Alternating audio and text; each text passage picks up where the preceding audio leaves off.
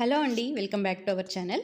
ఈరోజు మన వీడియో వచ్చేసి ఆల్మండ్ బిస్కెట్స్. బాదం పప్పులు, బెల్లం అలాగే బటర్ని యూస్ చేసి మనం ఇక్కడ బిస్కెట్స్ని ప్రిపేర్ చేస్తాము. చాలా టేస్టీగా ఉంటాయి, అలాగే హెల్దీ కూడా. ఇలా ఒకసారి ప్రిపేర్ చేసి పెట్టుకుంటే నెల రోజుల వరకు నిల్వ కూడా ఉంటాయి. ఇప్పుడు ప్రాసెస్ ఏంటో చూసేద్దాం. ముందుగా ఒక వెడల్పాటి బౌల్ తీసుకుని ఇందులోకి ఒక 150 గ్రాముల వరకు బటర్ని యాడ్ చేసుకోవాలి.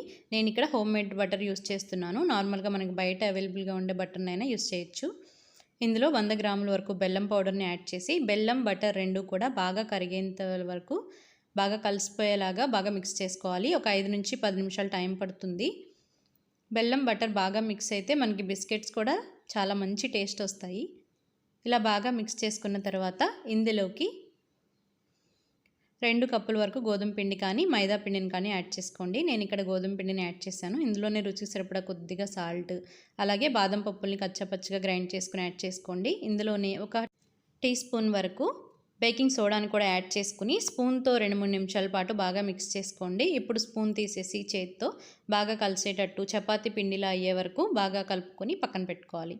ఇప్పుడు టేస్ట్ చూసుకుని ఏదైనా టేస్ట్ బ్యాలెన్స్ చేసుకోవాలి అనుకుంటే స్వీట్ ఏమైనా తగ్గినా బెల్లం పౌడర్ని యాడ్ చేసుకోవచ్చు. లేదు కొద్దిగా ఆయిల్ ఎక్కువగా ఉంది, ఆయిలీగా అంటుతుంది అనుకుంటే కొద్దిగా పిండిని కూడా యాడ్ చేసుకోవచ్చు. ఇలా అన్నింటినీ అడ్జస్ట్ చేసుకొని చపాతీ పిండిలాగా ఈ బ్యాటర్ని ప్రిపేర్ చేసుకోవాలి.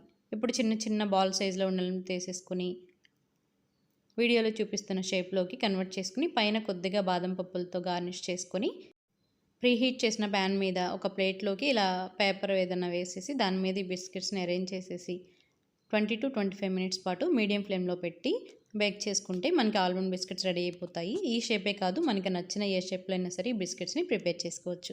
చాలా ఈజీగా ప్రిపేర్ చేసుకోవచ్చు. టేస్ట్ కూడా చాలా బాగుంటుంది, అలాగే హెల్దీ కూడా. పిల్లలు అయితే ఈ బిస్కెట్స్ని చాలా ఇష్టంగా తింటారు. కుదిరితే తప్పకుండా ట్రై చేయండి. ఇలా ఒకసారి ప్రిపేర్ చేసి పెట్టుకుంటే నెల రోజుల వరకు నిల్వ ఉంటాయి. మన ఇంట్లో ఉన్న ఇంగ్రీడియంట్స్తోని సింపుల్గా మనం ఈ బిస్కెట్స్ని ప్రిపేర్ చేసుకోవచ్చు.